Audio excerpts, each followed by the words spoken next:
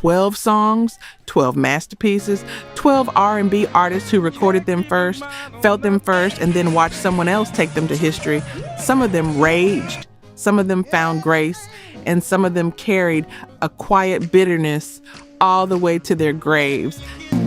To tell me the truth, Mama looked up and said, this is the list that doesn't get talked about enough. Every number on it is a full story, and none of them end the way they should have. Let's go. Number 12, Chaka Khan, I'm Every Woman.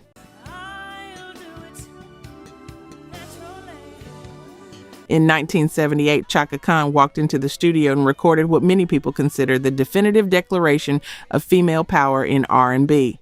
The song was called I'm Every Woman, written by Ashford and Simpson, two of the most gifted songwriters in soul music history.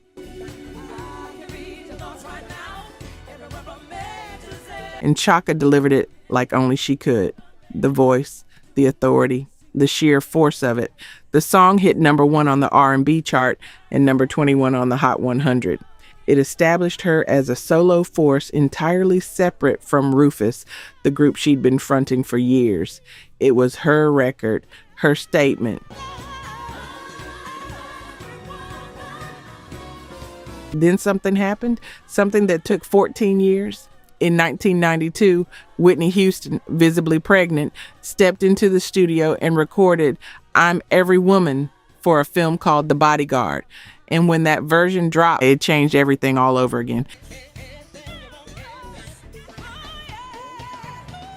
Whitney's version hit number 4 on the Hot 100. The Bodyguard soundtrack became one of the best-selling albums of all time. And for a whole generation of listeners, and you might be one of them, Whitney's version is I'm Every Woman. You probably heard it at a school dance or coming from somebody's car at a family cookout in the early 90s, and you didn't even know there was an original. Here's the part that cuts a little differently. As a teenager, Whitney Houston sang backup for Chaka Khan. Chaka called her little sister. She genuinely loved her. And at the end of Whitney's version, you can hear Whitney shout Chaka's name. A tribute, a tip of the hat, beautiful gesture.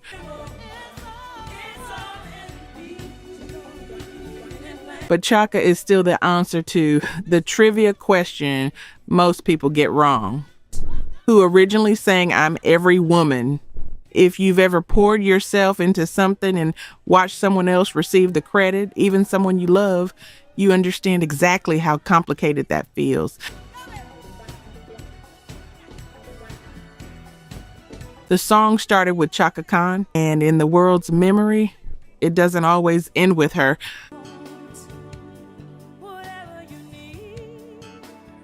Number 11, Percy Sledge, When a Man Loves a Woman. if she is bad, he can see it. In the summer of 1966, Percy Sledge walked into a studio in Muscle Shoals, Alabama, and what came out of his mouth was so raw, so real, so genuinely broken that it became the first Atlantic soul record to reach number 1 on the pop charts.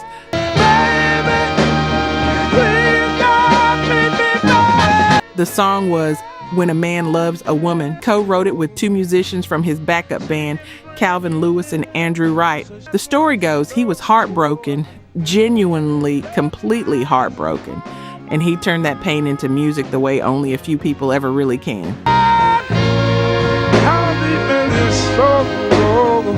His version spent 2 weeks at number 1 in 1966. Aretha Franklin called it one of her favorites. It was perfect, pure soul, the kind of record that stops a room. You've been in that room. You know what that feels like.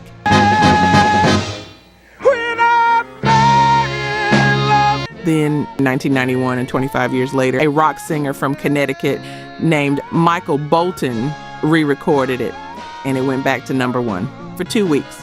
Bolton even won the Grammy for Best Pop Vocal Performance, Male. And just like that, the song that Percy Sledge had built from the wreckage of his own heart written from real pain, bled for, became synonymous with another man's voice.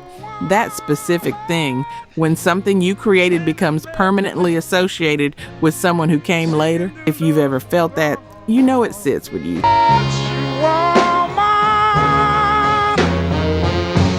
For Percy, it sat with him the rest of his life. He passed away in 2015. And if you've been to a wedding since 1991, there's a real chance you heard Michael Bolton's version at the reception. Percy Sledge's version is rawer, rougher, more broken. You can hear actual agony in it. And Bolton's version is polished and massive, but one of them was living it. And you can hear that difference. You feel it in your body when you know. Go back and listen to the original if you haven't in a while. It'll remind you of something. Turning back on his best friend if he put a... Real talk. Only 9% of you are subscribed. That hurts. We're spending hours digging through archives, fact-checking every detail, bringing these stories back to life. And if you're watching this far, you clearly care. So hit subscribe. It's free and takes 2 seconds. Now, to my subscribers, barely any of you have joined the membership. And honestly, that stings even more. You know the work we put in. You keep coming back. If these videos have ever made you feel something, if this music means something to you, join the membership. It's $1 coffee a month, and it's the only way we keep this going. Let's build this together. All right, back to it. Number 10, the Isley Brothers, Twist and Shout. Before it was a Beatles song, before it was the closing credits of Ferris Bueller, before every cover band on earth learned it as a party closer, it belonged to 3 brothers from Teaneck, New Jersey, who recorded it in 1962 and nearly made it the biggest R&B record of the year. The Isley Brothers, Ronald, O'Kelly, and Rudolph, when they got hold of Twist and Shout, a song written by Phil Medley and Burt Burns that had already failed with another group in 1961. They didn't just record it, they owned it. Ronald's lead vocal is urgent, almost frantic, the kind of singing that makes you feel like something important is at stake. Their version reached number 2 on the R&B chart and number 17 on the pop chart. It was the Isley Brothers' moment, their version, their energy. Then, even in early 1963, 4 young men from Liverpool recorded it in one take. John Lennon's throat was shredded from a cold, so they saved it for last in the session. And the rawness in his voice made it sound like the most urgent thing ever committed to tape. The Beatles' version became one of the most famous recordings in pop music history. Ask anyone on the street who did Twist and Shout. Most of them will say the Beatles, and they're not wrong, but they're not completely right either. Here's what you might not know. The Isley Brothers didn't disappear, not even close. Shout, this old heart of mine. It's your thing, that lady. Between the sheets, 40 years of masterwork across every decade, they built one of the most remarkable catalogs in American music. But Twist and Shout, the record they made first, the version that gave the Beatles their template, that one lives its biggest life in someone else's mouth. Now, if you've ever done the work early, built the foundation, and watched someone step in at exactly the right moment and become the legend, you already understand this one. Number 9, Ann Peebles, I Can't Stand the Rain.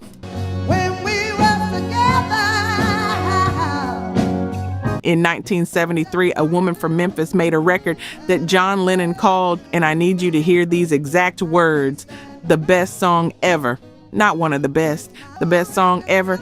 And if you put it on right now in a room full of people, most of them would look up and say, who sings this? Ann Peebles. That's who. And if you know that name before I finish saying it, drop your name in the comments, because people who know Ann Peebles are rare and I want to find them. I Can't Stand the Rain was written in about 15 minutes one evening in Memphis in 1973. Ann and her partner Don Bryant were heading to a concert when the skies opened up. She said the words out loud, "I can't stand the rain," and Bryant, who was a professional songwriter, heard a song title in it immediately.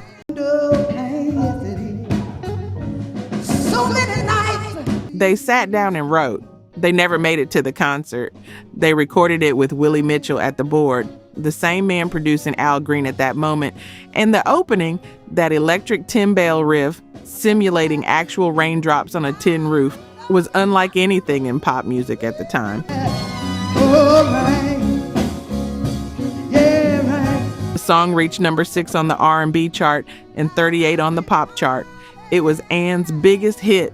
Then, in 1978, a British disco group called Eruption turned it into a dance record. Number 5 in the UK, number 1 in Belgium and Australia. Then Tina Turner recorded it in 1984 for Private Dancer. Then Missy Elliott sampled it in 1997 for her debut single, The Rain, Super Duper Fly, and introduced the drum pattern to an entire generation that never knew where it came from. Each time the song grew, Ann Peebles' name got quieter. Oh, rain, rain. Rolling Stone eventually ranked it number 197 on the 500 greatest songs of all time. John Lennon called it the best song ever, and Ann Peebles never crossed over the way her talent demanded. Some songs carry the world on their back, and the woman who wrote them carries something heavier. Number 8, Little Willie John, Fever. When you put your arms around me, I get a... He was 18 years old. He didn't even want to record the song. The label had to convince him. And the record he made reluctantly, skeptically, from a Cincinnati studio in April of 1956 became the foundation for one of the most covered songs in American music history. When you kiss me, fever, when you hold me tight. And someone walked in 2 years later, rewrote most of the words, and made the world forget who started it. Little Willie John. He was already a force at 18, one of the most gifted young voices in R&B, signed to King Records. When the label owner Sid Nathan and producer Henry Glover pushed him to record a song called Fever, written by Eddie Cooley and Otis Blackwell, Willie resisted. When you kiss me, fever, when you hold me tight. He didn't think it suited him. He recorded it anyway, and it went to number 1 on the R&B chart, where it stayed for 5 weeks. 23 weeks total on the charts. The voice is extraordinary, mature, controlled, sensual, sitting right on the edge of something you can't quite name. It's have to say you give me fever. Then in 1958, jazz singer Peggy Lee went into a Hollywood studio and recorded Fever. She rewrote most of the lyrics, added verses about Romeo and Juliet, about Captain Smith and Pocahontas, without taking a writing credit for them. Those verses she created, they became so standard, so embedded in the song's identity, that most people today assume they were always there. You never know. Lee's version went to number 8 on the pop chart. It was nominated for 3 Grammys at the very first Grammy ceremony, including Record of the Year. It became her signature song, and every version that followed, Elvis in 1960, Madonna in 1992, Beyonce in 2003, every single one used Peggy Lee's arrangement, Peggy Lee's additional verses, not Little Willie John's. When you kiss me, fever, when you hold me. Little Willie John died in 1968. He was 30 years old. He left behind one of the most remarkable voices of his generation. And the song that first showed the world what he was capable of, the world now hears it in someone else's voice. The next time you hear Fever anywhere, stop for just a second and hear Willie John first. That's where it started. Because I know you're gonna treat me right. You give me fever. Number 7, Hank Ballard, The Twist. Take me by my little hand. In 1959, Hank Ballard and the Midnighters released The Twist as the B-side of another single. His own label thought so little of it, they buried it on the flip. Then a TV host decided Hank Ballard wasn't the right image for his national audience. So he hired someone else to record the exact same song, note for note, gimmick for gimmick, and that someone else launched the biggest dance craze of the 20th century while Hank Ballard watched from the sidelines. Hank had been a force in R&B since 1954. Raw, charismatic, with a reputation for songs that made radio programmers nervous. The Twist started as a B-side. The label preferred the ballad on the A-side, but a Baltimore DJ named Buddy Dean flipped it over and started playing it at Sock Hop. The kids lost their minds. Dean told Dick Clark about it. Clark, hosting American Bandstand nationally from Philadelphia, wanted to book Hank for the show. And here's where it turned. Dick Clark decided Hank wasn't the right image. Whether scheduling fell apart or Clark simply didn't want Hank on national TV, the accounts vary. Clark arranged for a young, clean-cut singer named Ernest Evans to re-record the song exactly. 35 minutes in the studio. Clark's wife gave him a stage name, Chubby Checker, a play on Fats Domino. Chubby Checker debuted The Twist on The Dick Clark Show on August 6, 1960. By September, it was number one on the pop chart. Then, something that had never happened before and has only happened once since, and it went to number one again in 1962.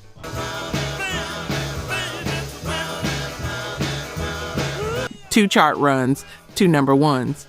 When Hank Ballard first heard it on the radio, it floated in his pool in Florida. He said, "At first I thought it was me. Hell, it sounded like me, but then I couldn't hear any drive in the voice." And here's the complicated part. Hank Ballard was the songwriter. He earned the royalties. He eventually made a kind of peace with it, said later in life that Chubby doing The Twist was one of the best things that happened to him.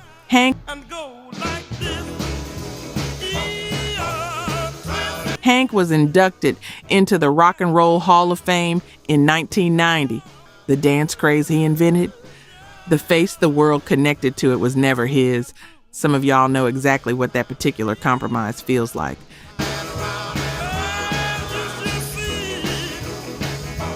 Number 6, A.L. Green, Take Me to the River. In 1974, Al Green recorded a song about water, about baptism, about that place where physical desire and spiritual surrender meet and you're not sure which one is going to win. And in 1978, a post-punk band from New York City put that same song on their second album and introduced it to an entire generation that didn't know Al Green's name.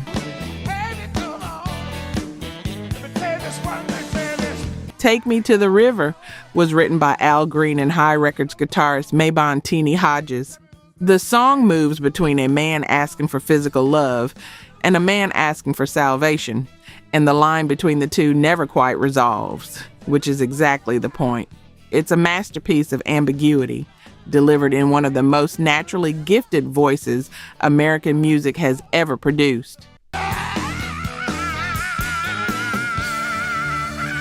His version reached number 7 on the R&B chart in 1974. It's one of the most perfect recordings he ever made, which is saying something extraordinary. Then in 1978, Talking Heads covered it for their album More Songs About Buildings and Food. David Byrne's voice is nervous, jerky, angular, everything Al Green is not.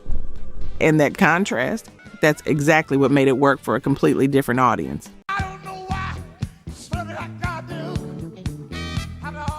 The new wave crowd heard something urgent and disorienting in Byrne's delivery. The song reached number 26 on the pop chart in 1979. A whole new life for something already brilliant. Here's where it gets genuinely layered. By 1978, Al Green had already stepped away from secular music. A personal tragedy had shaken him to his core.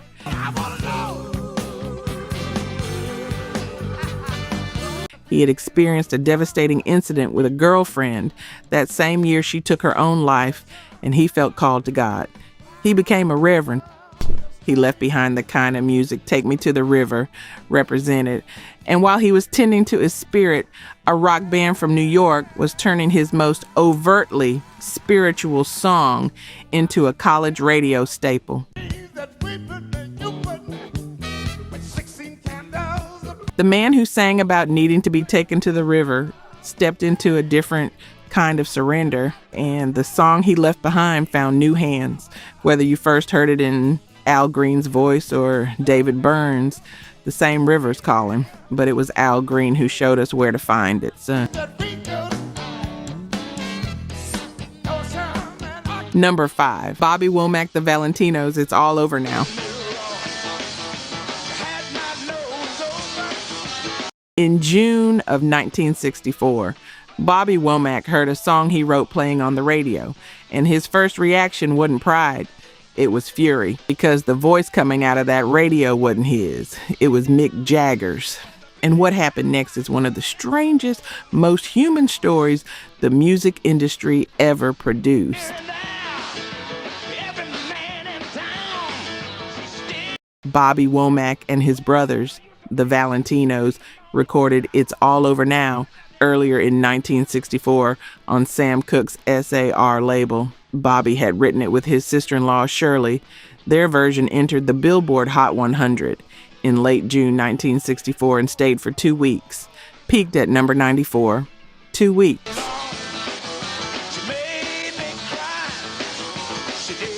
Meanwhile, the Rolling Stones were on their first American tour, and a New York DJ named Murray the K played them the Valentinos record. The Stones went into Chess Studios in Chicago.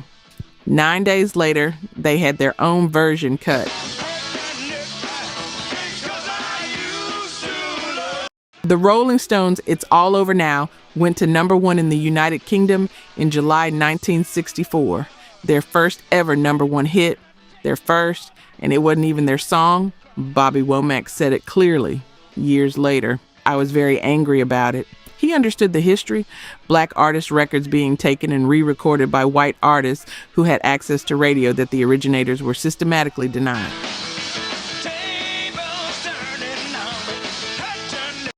He'd watched it happen his entire career. He was 20 years old when it happened to him. Then the royalty check arrived. 6 months after the Stones version hit number 1, Bobby received his first check as the songwriter, and he famously told his manager, Mick Jagger can have any song he wants. The anger cooled, the money helped, but cooling down is its own kind of thing. Isn't it? That moment where economic reality sits down next to principle and wins, whether that's dignity or pragmatism, and I'll let you decide which. You probably know which side you'd land on.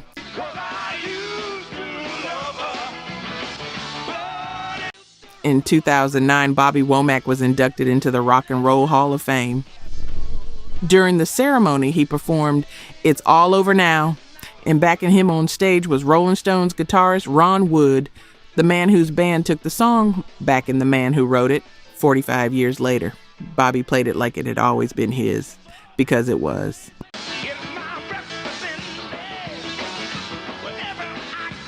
Number 4, The Undisputed Truth. Papa was a Rolling Stone. It was the 3rd of September.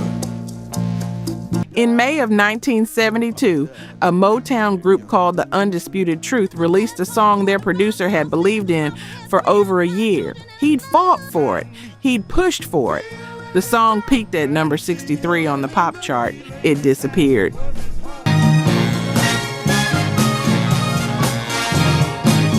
But the producer still believed, so 5 months later he took the same song, gave it to a different group, and built something around it that the world would never stop talking about.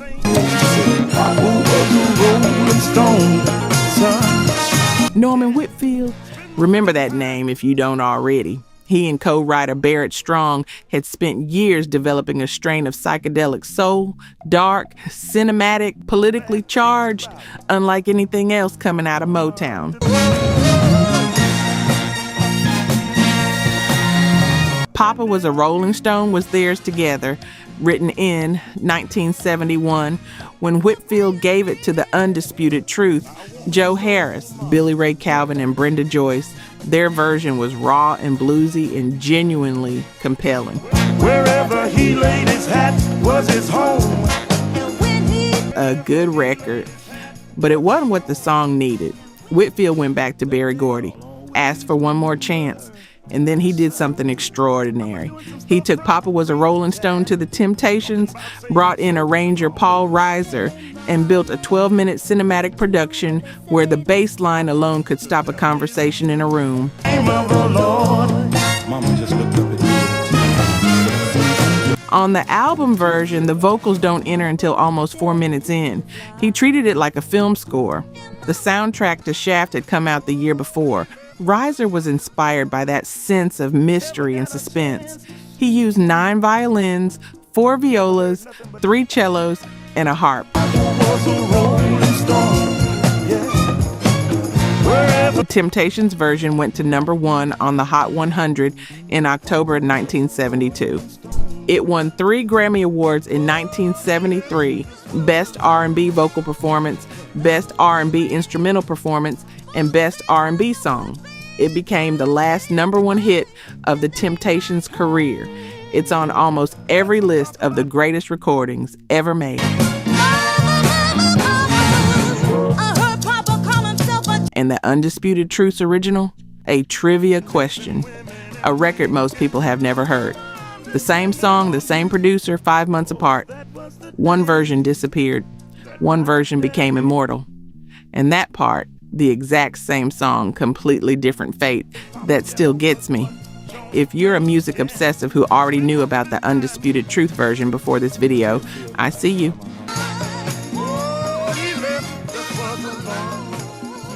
Number 3, Gladys Knight and the Pips. I heard it through the grapevine.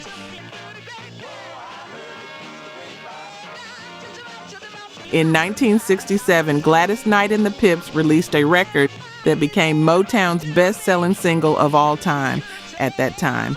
Number 1 on the R&B chart for 6 weeks, 2.5 million copies. The biggest Motown single in the label's history up to that point. And 13 months later, the same record label released another version of the exact same song. And that version erased everything Gladys had built. I Heard It Through the Grapevine was written by Norman Whitfield and Barrett Strong, the same team behind Papa Was a Rolling Stone. Do one more thing for me. I want you to repeat after me. Here we go.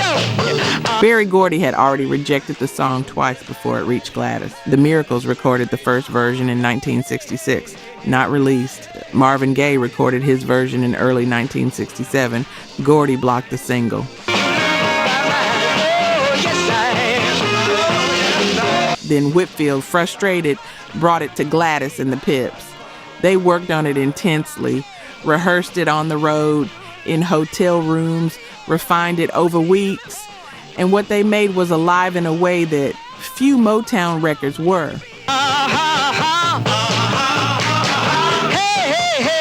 Gladys Knight's version entered the Hot 100 in October 1967. It reached number 2 on the pop chart, held back from number 1 only by the Monkees' Daydream Believer. 6 weeks at number 1 on the R&B chart, Motown's biggest single at that moment in time.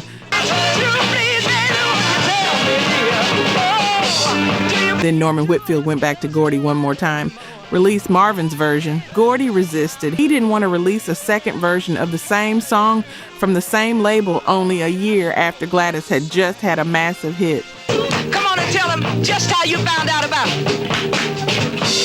But in October 1968, exactly 1 year after Gladys's version charted, Marvin Gaye's recording was released as a single. It went to number 1 on the Hot 100 and stayed there for 7 weeks. It became the biggest selling Motown single of all time. And here's the thing that should make you sit back slowly. Marvin's version was recorded before Gladys's in early 1967. The version that became the all-time Motown single was literally sitting in a vault while Gladys was building momentum on the charts. Her success was what finally convinced Gordy to release it. She paved the road, and Marvin drove it to history.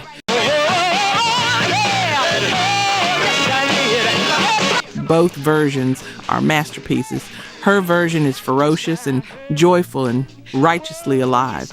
His is devastating and sparse and perfect in a completely different direction. Drop which one you love in the comments. I already know this is going to be split right down the middle. Number 2, Otis Redding, Respect. Never possess, no. In 1965, Otis Redding wrote a song from a man's point of view, a working man coming home asking for basic human dignity. And it was good. Number 4 on the R&B chart, his second biggest crossover hit to that point. They all spoke so gentle, yeah. But in 1967, a woman from Detroit sat down at a piano on Valentine's Day and completely took the song away from him. And he knew it the moment he heard it.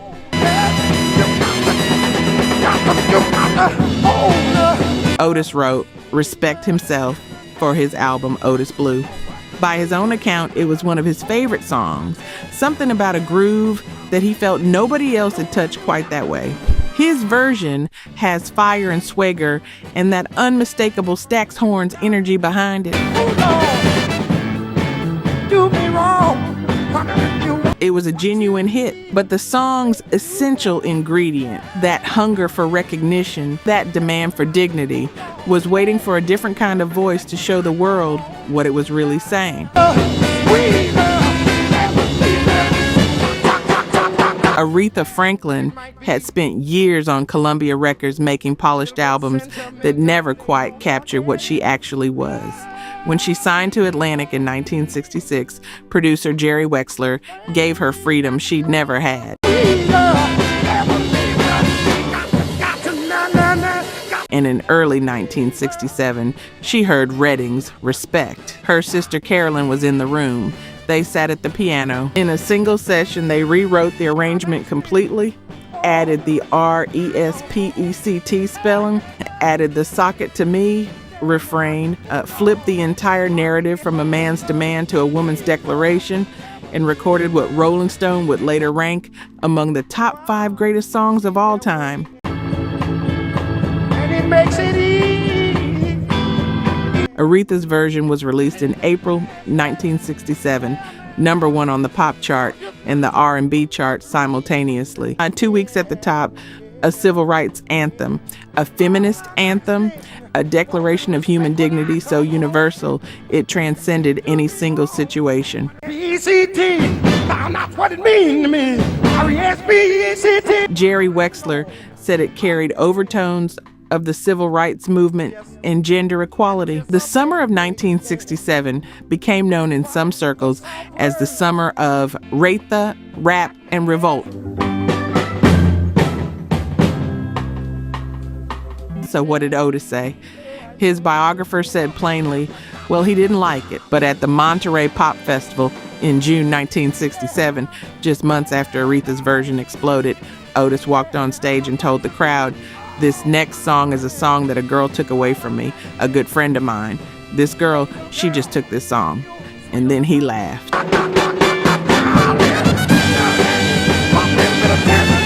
A knowing laugh. The kind you give when something is both true and too large to be angry about. 5 months after that performance, Otis Redding was gone.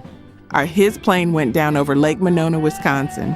He was 26 years old, and the song he wrote, the song that a girl took away from him, is still being heard every single day, 50 years later.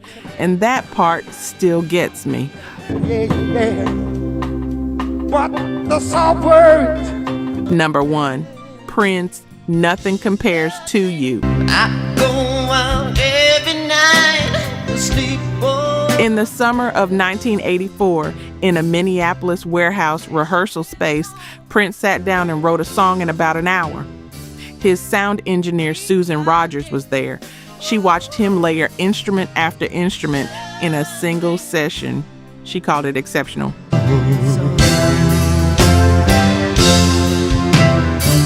In his top 10, he recorded a demo and then he gave it away. And what followed over the next 6 years is one of the most extraordinary, most complicated stories in the history of popular music. Prince wrote Nothing Compares to You during a period when he was on what Rogers described as a creative roll, cranking out a song a day. He gave it to a side project he'd assembled called The Family, a band featuring his then girlfriend, Susanna Melvoin, on backing vocals.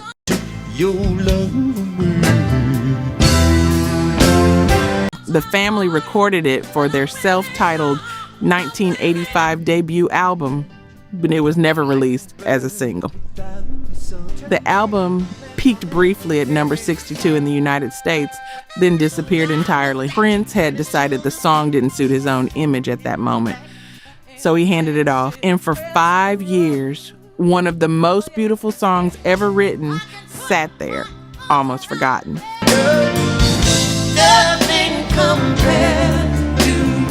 In 1989, an Irish singer named Sinead O'Connor heard the Family's version. She connected to it in a way that had nothing to do with romantic loss. There's a line in the song about flowers dying when you went away that made her think of her mother, who had died in a car accident when Sinead was 18.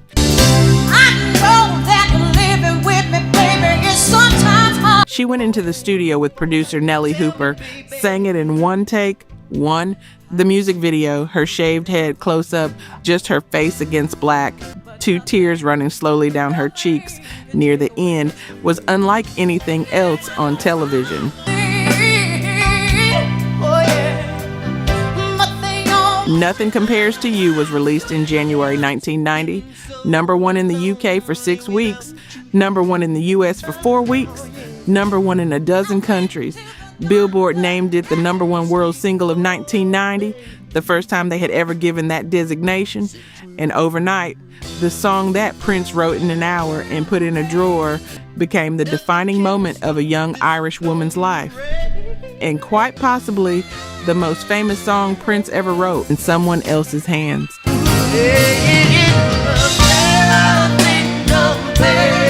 How did Prince feel? Publicly, he said he loved it.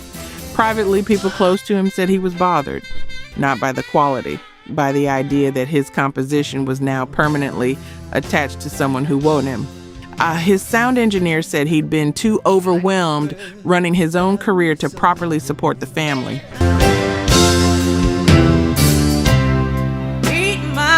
His half-sister, years after his death, said publicly, "I didn't feel she deserved to use the song my brother wrote." And when O'Connor met Prince in person after the song's success, she wrote about it in her memoir.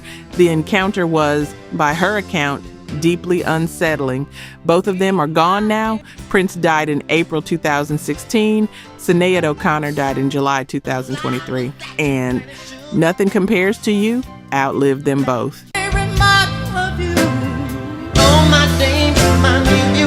It plays every day, somewhere in the world, in both their voices now. There are songs that only find their full voice when they leave the person who created them.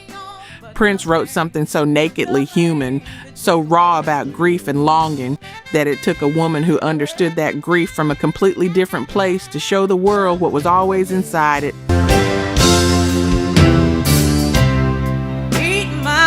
Whether he ever made peace with it, we'll never know, but the song is still here. And that is exactly what a masterpiece does. It finds the hands it needs. Which one of these stories hit you the hardest? Drop it in the comments. I want to see where everyone lands on this one. And if this is your kind of music, the full history, not just the hits, stay right here. This is exactly what we do.